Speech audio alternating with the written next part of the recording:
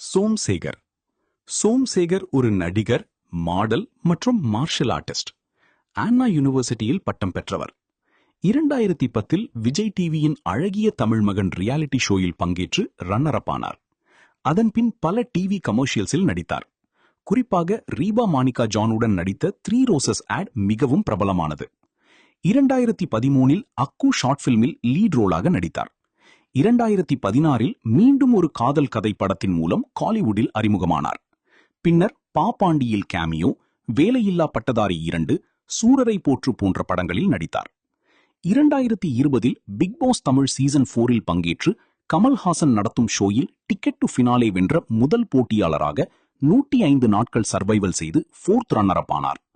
ஹவுஸில் calm attitude, honesty மற்றும் sportsmanship மூலம் ரசிகர்களிடம் பெரிய ஃபேன் பேஸை பெற்றார்.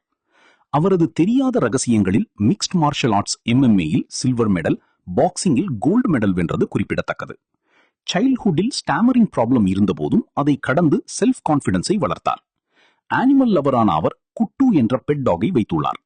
ஃபிட்னஸ் எந்தூசியாஸ்டாக ஒர்க் அவுட் செஷன்ஸை சோஷியல் மீடியாவில் பகிர்ந்து ரசிகர்களை இன்ஸ்பயர் செய்கிறார்.